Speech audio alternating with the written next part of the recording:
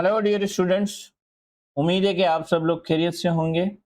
इस वक्त हम मैट्रिक फिजिक्स के unit number 1 general wave properties की एक्सरसाइज को सॉल्व कर रहे हैं। लास्ट के लेक्चर के अंदर हमने एमसीक्यूज को डिस्कस किया था, एक्सरसाइज एमसीक्यूज को हमने डिस्कस किया था। आज हम एक्सरसाइज न्यूमेरिकल्स को स्टार्ट करें। आज के इस लेक्चर के अंदर हम एक्सरसाइज के कुछ न्यूमेरिकल्स को यहाँ पर सॉल्व करेंगे। तो आप देखेंगे अब हम अपना बगैर टाइम वेस्ट किए अपने न्यूमेरिकल्स की तरफ आते हैं। और सबसे पहला न्यूमेरिकल हमारे पास है कि what is the wavelength of the radio broadcasted by a radio station with a frequency of 1300 kilohertz. Clear. हमें एक रेडियो स्टेशन की तरफ से एक रेडियो ब्रॉडकास्ट किया जा रहा है, यानी कि सिग्नल्स क्रिएट किए जा रहे हैं, वेव्स आ रही हैं और उन वेव्स की हमें वेवलेंथ मालूम करनी है। जबकि जो फ्रीक्वेंसी यहाँ पर हमें गिवन है वो 1300 किलोहर्ट्ज है। अब देखेंगे सबसे पहले आप एक बात याद रखें कि जब भी हम न्यूमेरिकल्स को सॉल्व करते हैं तो न्यूमेरिकल्स की सॉल्यूशन के लिए हमें सबसे पहले डेटा को कलेक्ट करना काफ़ी ज़्यादा ज़रूरी होता है। अब डेटा मतलब जो क्वेश्चन में हमें गिवन होता है या जो रिक्वायरमेंट होती है हम सब वो यहाँ पर डेटा के फॉर्म में लिख लेते हैं। जैसे यहाँ पर आप देखें कि हमें वेवलेंथ मालूम करनी है तो हमने वेवलेंथ को लैम्डा लिखते हैं, लैम्डा से रिप्रेजेंट करते हैं, तो लैम्डा हमें मालूम करनी है। ठीक है। और जो फ्रीक्वेंसी है हमारे पास वो फ्रीक्वेंसी कितनी है, हमारे पास वो फ्रीक्वेंसी गिवन है 1300 किलोहर्ट्ज। अब यहाँ पर आप एक बात याद रखें कि फ्रीक्वेंसी का जो यूनिट है वो हर्ट्ज है। ये जो किलो है ये किलो प्रीफिक्स है और ये किलो हमारे पास किसके बराबर होता है, ये 1000 के बराबर होता है, जिसे हम 10 की पावर 3 करके भी लिख सकते हैं। ठीक हो गई बात यहाँ पर। अब हम क्या करेंगे कि फ्रीक्वेंसी को सेम रखेंगे 1300 और किलो की जगह पर हम 10 की पावर 3 कर देंगे और हर्ट्स हम सेम रख देंगे। तो आप देखेंगे हमने फ्रीक्वेंसी को किलो हर्ट्स से हर्ट्स में चेंज कर दिया। अब ये जो वेव्स हैं ये स्पीड ऑफ लाइट से ट्रेवल करती हैं, जो कि हमारे पास बराबर होती है 3 इंटू 10⁸ मीटर पर सेकेंड। अब यहाँ पर देखें कि हमने डेटा को कलेक्ट कर लिया है। अब डेटा की कलेक्शन के बाद जब हम सॉल्यूशन करते हैं तो सॉल्यूशन के लिए हमें सुइटेबल फार्मूला चाहिए होता है। ठीक है। अब वो सुइटेबल फार्मूला यहाँ पर हम क्या यूज करेंगे, यहाँ पर हम यूज करेंगे v is equal to F lambda. ये हम फार्मूला यूज करेंगे जिसके थ्रू हम वेवलेंथ को मालूम करें। अब आप यहाँ पर देखें कि अगर हम सॉल्यूशन की तरफ आए तो अब करना क्या है हमें, अब हम ये करेंगे कि जो गिवन है हम वो वैल्यूज यहाँ पर पुट कर देंगे। जैसे v की जगह पर हम v की वैल्यू को पुट कर देंगे जो कि हमारे पास है 3 इंटू 10 की पावर 8। ठीक है। अब वेवलेंथ हमें मालूम करनी है तो लैम्डा को हम वैसा का वैसा ही रखेंगे और फ्रीक्वेंसी की जगह पर हम फ्रीक्वेंसी की वैल्यू को रख देंगे जो कि है हमारे पास 1300 मल्टीप्लाई बाय 10 की पावर 3 हर्ट्ज। ठीक है। अब आप यहाँ पर देखें कि हमें लैम्डा मालूम करना है तो जो हमें मालूम करना होता है उसे हम अपनी ही जगह पर रखते हैं और इसके साथ वाला जो होता है उसे हम दूसरी तरफ लेकर जाते हैं। यहाँ पर आप देखेंगे फ्रीक्वेंसी की वैल्यू वेवलेंथ के साथ यानी कि लैम्डा के साथ मल्टीप्लाई कर रही है, इज इक्वल टू के इस तरफ जाएंगे तो ये क्या करेगी, ये डिवाइड करेगी। तो यहाँ पर हो जाएगा 3 इंटू 10 की power 8 divided by 1300 multiply by 10 की पावर 3 और यहाँ पर इज इक्वल टू लैम्डा से। ठीक है। यानी कि आप देखेंगे अब वेवलेंथ हमारे पास फ्री हो गया, हमें जस्ट इसको सॉल्व करना। तो अब इसको सॉल्व करने के लिए हम क्या रखेंगे, हम इसको क्या करेंगे, आप देखेंगे यहाँ पर हम बेसिक मैथमेटिक्स को इस्तेमाल करेंगे। 3/1300 को हम अलग करके रख देंगे और यहाँ पर ये जो 10 की पावर्स हैं इन्हें हम अलग करके रख देंगे। अब क्या होगा कि ये अगर हमें मालूम है कि डिनोमिनेटर में पावर पॉजिटिव है और हम इसको न्यूमरेटर्स में लेकर जाएंगे तो ये पॉजिटिव की पावर नेगेटिव हो जाएगी और इसी तरीके से अगर यहाँ पर नेगेटिव होता तो वो न्यूमरेटर में जाकर पॉजिटिव हो जाता। क्लियर। यानी सिंपल हम यहाँ पर क्या कर रहे हैं, डिवाइड को मल्टीप्लाई में चेंज कर। तो आप देखेंगे क्या होगा कि lambda is equal to again ये 3/1300 हमारे पास सेम रहेगा। यहाँ पर आ जाएगा 10 की पावर 8। इस डिवीजन को जब हम मल्टीप्लाई में चेंज करेंगे तो इसका पावर इस वक्त पॉजिटिव है, ऊपर जाकर ये क्या हो जाएगा, ये नेगेटिव हो जाएगा। क्लियर। अब बेस सेम है तो अगेन बेसिक मैथमेटिक्स में हम क्या करते थे, हम इनके पावर्स को ऐड कर देते थे। तो बेस सेम है तो हम इनकी पावर्स को ऐड कर देंगे। आप देखेंगे प्लस माइनस माइनस हो जाएगा, तो यहाँ पर ये 8 माइनस 3 हो जाएगा। क्लियर? अब मजीद और आगे आते हैं। बिल्कुल ही आसान तरीके से मैं आपको समझा रहा हूँ, होप्स कि आपको समझ में भी आ रहा होगा। अब wavelength is equal to 3/1300, again हमने वैसा का वैसा रखा, और यहाँ पर आ जाएगा 10 की पावर 8 में से 3 जाएंगे तो हमारे पास कितने बचेंगे? हमारे पास बचेंगे 5। क्लियर हो गई यहाँ पर बात। अब यहाँ पर आप देखें कि अब हम 3/1300 को सॉल्व करेंगे। हमें मालूम है कि जो न्यूमरेटर होता है उसे हम हमेशा अंदर रखते हैं और जो डिनोमिनेटर होता है उसका टेबल पढ़ते हैं। और 1300 का टेबल 3 पर तो जा नहीं सकता, तो हम 0 देकर यहाँ पर पॉइंट देकर यहाँ पर 0 लेंगे, और आप देखेंगे अगेन 30 हो गया, फिर भी नहीं जा रहा। तो अब जितने जीरोस हम आगे लगाते जाएंगे फाइनल आंसर में उतने जीरोस भी हम ऐड करते जाएंगे। यहाँ पर आप देखेंगे अब ये 3000 हो गए। अब 1300 का टेबल अगर हम पढ़ें तो 1300 का टेबल 2 टाइम्स, ये हो जाएगा 2600। क्लियर? यहाँ पर हमारे पास बचेंगे 400, फिर पॉइंट अगेन ही हमने दे रखा है तो यहाँ पर हम 0 दे देंगे। अब क्या हो जाएगा कि 1300 का अगर हम 3 टाइम्स टेबल पढ़ेंगे तो ये हो जाएगा 3900, और हमारे पास बचेगा 100। क्लियर? फिर हमारे पास पॉइंट गिवन है, हम एक 0 देंगे, लेकिन 1300 का टेबल 1000 पर जा नहीं सकता, दूसरा 0 दे रहे हैं तो यहाँ पर हम एक और 0 ले लें। क्लियर? अब हमें मालूम है कि हम मैथ्स तो कर नहीं रहे, इसके पूरे सॉल्यूशन की तरफ जाएं। अगर पॉइंट के बाद हमें 5 डेसिमल्स मिल चुके हैं तो भी हमारे पास मच इनफ है, क्योंकि हम फिजिक्स के अंदर जब न्यूमेरिकल सॉल्व करते हैं तो 3 डिजिट्स तक, 4 डिजिट्स तक या 5 डिजिट्स तक ही जाते हैं, इससे ऊपर हम नहीं जाते, हमारा आंसर तकरीबन आ ही जाता है। तो अब आप यहाँ पर देखें कि हमारे पास ये जो वेवलेंथ है, ये 3/1300 की जगह पर हम क्या रखेंगे? 0.00230 मल्टीप्लाई बाय 10 की पावर 5। ठीक है? अब आप देखें कि हमें इसे अगर ऑर्डिनरी फॉर्म में लिखना है तो हम क्या करेंगे कि इस पॉइंट को शिफ्ट करवाएंगे आगे की तरफ।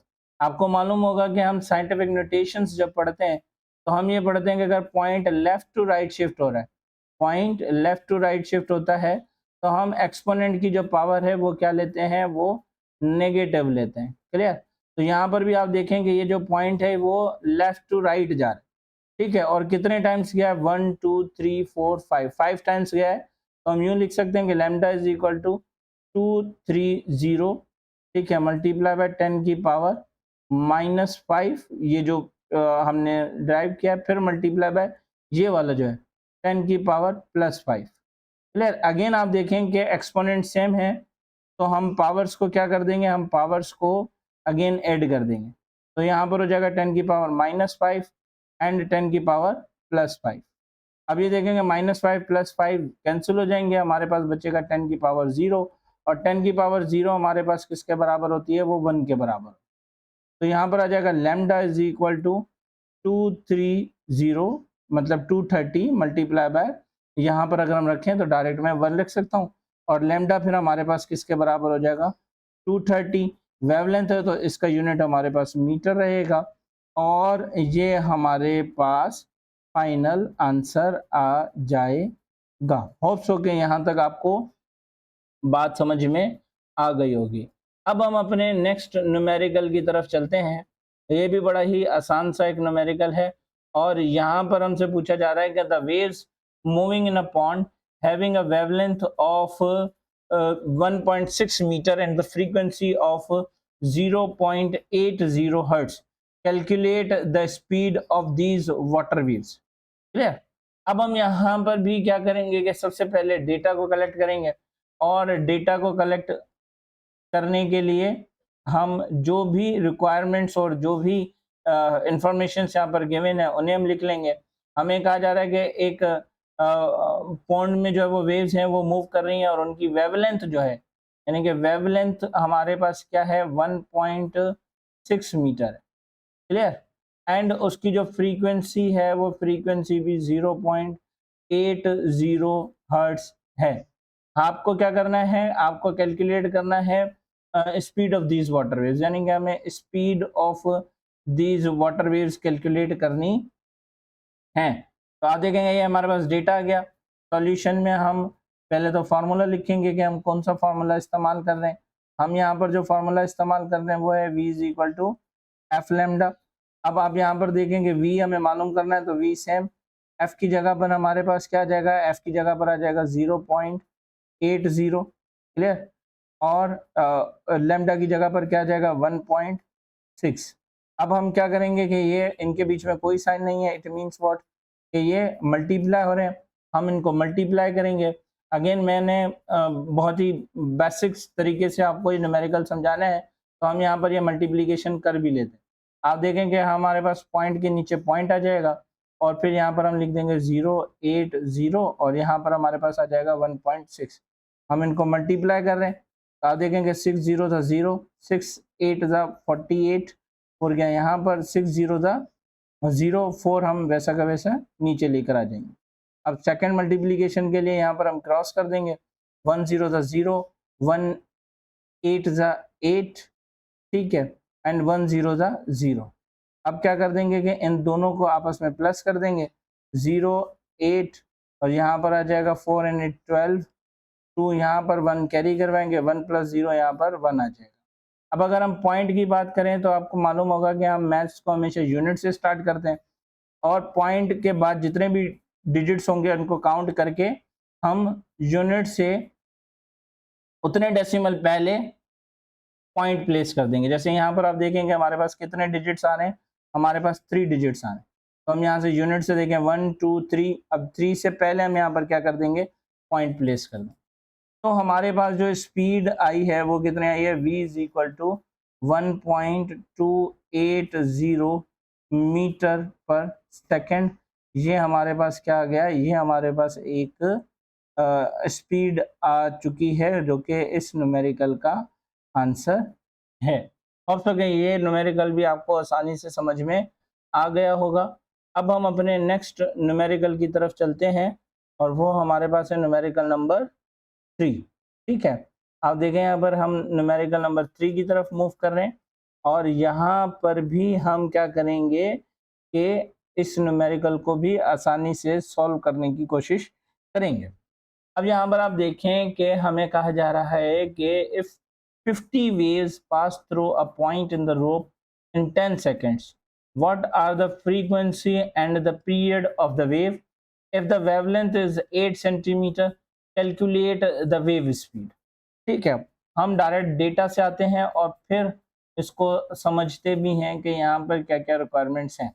आप देखेंगे यहाँ पर हमें नंबर ऑफ वेव्स गिवन है, नंबर ऑफ वेव्स यहाँ पर कितनी है, नंबर ऑफ वेव्स हमें गिवन है 50, ठीक है, और वो pass through a point in the rope in 10 seconds, कितने सेकंड्स में पास हो रही हैं, 10 सेकंड्स में पास हो रही हैं। तो यहाँ पर हमने 10 सेकंड्स ले लिया टाइम।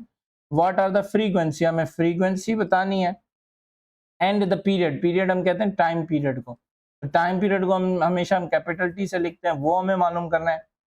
और फिर हमें कहा जा रहा है कि इफ वेवलेंथ इज, अब यहाँ पर हमें क्या कहा जा रहा है, if wavelength is 8 centimetre, clear, तो आपने वेव स्पीड को कैलकुलेट करना, इसको कैलकुलेट करना है, वेव स्पीड को कैलकुलेट करना है। अब अगेन यहाँ पर आप देखें कि 8 सेंटीमीटर और हमें मालूम है कि वेवलेंथ का जो यूनिट है वो मीटर होता है। तो अब हम यहाँ पर क्या करेंगे कि 8 को डिवाइड करेंगे 100 के साथ। जब हम 8 को 100 के साथ डिवाइड करेंगे तो वेवलेंथ हमें मिलेगा 0.08 मीटर्स। ठीक हो गई बात यहाँ पर। अब सबसे पहले हम यहाँ पर क्या करेंगे, सबसे पहले हम यहाँ पर करेंगे फ्रीक्वेंसी को मालूम। अब देखेंगे फ्रीक्वेंसी का हमने जब एमसीक्यूज भी सॉल्व किए थे तो यहाँ पर हमने फ्रीक्वेंसी का एक फार्मूला लिखा था, वो था कि number of waves divided by time, ठीक है, number of waves divided by time. अब नंबर ऑफ वेव्स यहाँ पर कितनी है, नंबर ऑफ वेव्स यहाँ पर है 50 और टाइम कितना है यहाँ पर 10 सेकेंड। तो हमें जो फ्रीक्वेंसी मिलेगी वो कितनी मिलेगी, 5 हर्ट्ज मिलेगी, क्लियर। और फिर इसी तरीके से अगर हम टाइम पीरियड की बात करें तो टाइम पीरियड हमारे पास बराबर होता है रेसिप्रोकल ऑफ फ्रीक्वेंसी के। तो आप यहाँ पर देखें कि ये हो जाएगा 1/5। अब अगर हम 1/5 को सॉल्व करें तो 1 अंदर 5 बाहर, ठीक है, पॉइंट देकर यहाँ पर हम 0 लेंगे एंड 5 2 ज़ा 10। क्लियर हो गई बात यहाँ पर। तो टाइम पीरियड हमें कितना मिल रहा है, टाइम पीरियड हमें मिल रहा है 0.2 सेकेंड्स। ये हमारे पास टाइम पीरियड आ गया और ये हमारे पास फ्रीक्वेंसी आ गई। क्लियर हो गई यहाँ पर बात। अब हम बात करते हैं अगर वेवलेंथ हमारे पास 8 सेंटीमीटर है तो फिर हमें वेव स्पीड क्या होगी, तो फिर और वो फार्मूला क्या है, v = f लैम्डा। अब v सेम क्योंकि हमें मालूम करना है फ्रीक्वेंसी क्या है, फ्रीक्वेंसी हमारे पास है 5 और लैम्डा क्या है यहाँ पर 0.08 मीटर्स। अब हम क्या करेंगे कि 0.08 को 5 के साथ मल्टीप्लाई कर देंगे क्योंकि 5 नंबर है जहाँ पर खत्म हो रहा है वहाँ पर ही पॉइंट होगा और हमेशा मल्टीप्लीकेशन में हम पॉइंट के नीचे ही पॉइंट प्लेस करेंगे। अब 5 8 जा हमारे पास हो जाएगा 40, 0 यहाँ पर 4 हम कैरी करवाएंगे, 5 0 तो 0, 4 अगेन नीचे आ जाएगा एंड 5 0 था 0। पॉइंट के बाद कितने डेसिमल्स हैं, 2, तो हम 2 डेसिमल्स के पहले पॉइंट प्लेस कर देंगे। यहाँ पर हमारे पास जो स्पीड आएगी वो कितनी आएगी, 0.40 मीटर पर सेकेंड। तो आप यहाँ पर देखें कि हमने आज 3 न्यूमेरिकल्स को यहाँ पर सॉल्व किया है। मैं उम्मीद करता हूँ कि आपको ये बहुत अच्छे तरीके से समझ में आ गए होंगे। अगर आपको मेरे लेक्चर्स समझ में आ रहे हैं और आप भी अपना इसमें पार्ट प्ले करना चाहते हैं तो प्लीज़ इस चैनल को सब्सक्राइब कर दें और कमेंट सेक्शन में मुझे ज़रूर बताइएगा कि आपको ये वीडियो पैटर्न कैसा लग रहा है, ताकि हम इसमें मज़ीद इम्प्रूवमेंट्स लेकर आ सकें। आपकी सजेशंस हमें बूस्ट करेंगी कि हम और बेहतर से बेहतर कंटेंट आपके लिए लेकर आ सकें। तो आज के लिए इतना काफ़ी है। नेक्स्ट न्यूमेरिकल्स में नेक्स्ट वीडियो में हम फर्दर न्यूमेरिकल्स को सॉल्व करेंगे। तब तक के लिए अल्लाह हाफिज़। Thank you so much.